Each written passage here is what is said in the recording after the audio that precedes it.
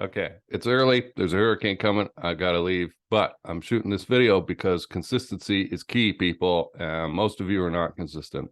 I am Mr. Consistency. In fact, I'm called that by some of my friends. The negative side of that is once I turn something on, it's hard for me to turn it off. But anyway, today, let's talk about some sales principle that you will find, and it also works inside organizations, internal communication. It comes from a guy named Mahan Khalsa, and Mahan Khalsa is an author who I found out about in my first job in the United States. I moved here in 2009, and in 2010, 2011, I was senior consultant to a consultative sales training firm, first job I had.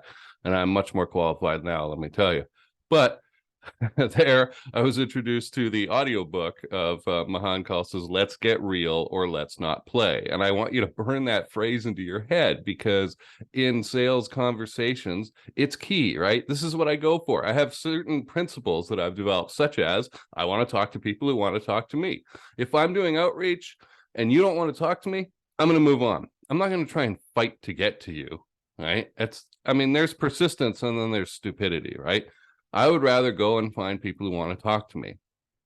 If you're scared and contracting, you see this a lot. I had somebody try and argue with me yesterday in a thread about something, and I'm like, you can see the tone in the guy of the quote of the conversation that we're talking about here. That guy is scared, contracting. I have seen it a million times, and you're not going to get a sale out of that, okay? So we want to talk to people who want to talk to us, and we want them to tell us the truth. This is not a one-way conversation, right? We see this a lot in sales where the prospects now are getting educated, so they like try and pull information out of you, the salesperson, but they don't give anything in return, right? They don't give you insight into their organization. Now, if you're following challenger selling, you know you're not going to get very far with that kind of situation, right? If you can't help them get an insight, a valuable insight on what's going on, you're not going to get towards the sale. So let's get real or let's not play. And Mahan Khalsa teaches you to get there and like focus on getting to the heart of the matter, getting that prospect to open up a little bit and tell you the truth about what's going on. And this can be difficult, right? People say, do your research. Well, yeah, to a degree, right? I've talked about this in this series, right? You can go and search what people are talking about on social media. You can find out a little bit about the demographics of their business and maybe a bit about the psychographics of some of the key executives. But they will never list their biggest problem on the front page of their website. You won't see it. Okay. So this do your research is a bit of a lie. Okay. You have got to find a prospect who will sit down with you and get real with you and say, yes, I understand that I have a problem and here it is. And then your job as the salesperson is to help explore it and define it with them. And once you have clarified the problem for them, and clarify, I don't have to say very well because it's like partially pregnant, like you either have clarity or you don't, right? Then they will trust you, okay? So, but there has to be that little nugget of trust in the beginning, which is why the free report or some other content or some bit of conversation that you have at the start can help open that up, okay? So I hope I haven't gone too many places here, but I'm trying to walk around this concept of let's get real or let's not play, okay? There's more to this. I'm actually going to make a second video of it. I'm going to take a screenshot of the memory that was on my phone today, and I'll do it from 2017, and I'm sure that's not the first time I talked about it, although at the time I was running the closing engine co-founded with Jeremy Pope, third-party closing as a service business. I've been doing this a long time, folks, and that was not my first rodeo, as you heard. So there's some great benefits to developing this kind of trust, and we'll talk about that in the next video. But now, as a founder, as a salesperson, as someone going out and talking to other people and trying to get conversations started, this is the genuineness that you are looking to uncover. This is the truth you are looking to get at.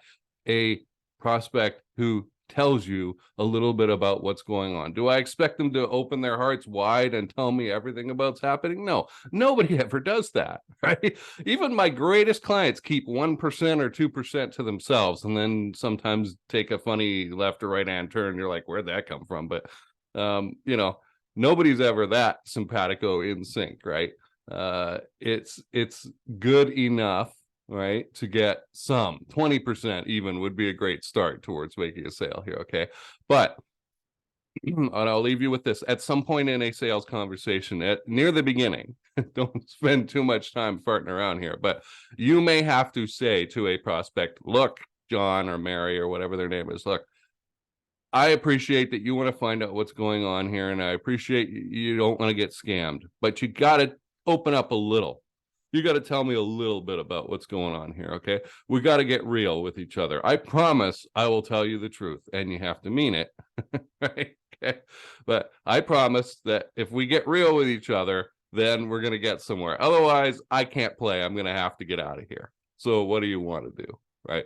Be ready to do that. And I don't know why, but this scares a lot of newbies. When I ran across this concept, I'd already been Sandler trained and knew about qualifying. And if they wouldn't, if you couldn't get need, budget, personality fit, tick, tick, tick on the table like that, you're out of there because there was nothing there for you. So, just go into conversations with this in mind. Okay. Let's get real or let's not play. I want the truth. I want to help. I will give to a degree, without getting anything back and without the expectation of getting anything back.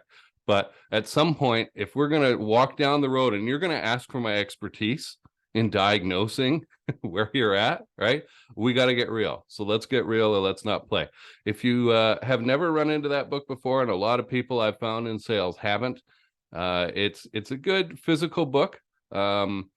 I would recommend picking it up. Mahan Khalsa's Let's Get Real or Let's Not Play. It'll be on Amazon. Now, there's two versions of the audiobook, okay? And one is crap, and it's the newer version, unfortunately. The original version had Mahan himself narrating it, and it was so much better. And I don't even know where that is anymore. Like, I would have to go back to the guy I was working for and burn a copy from his CDs.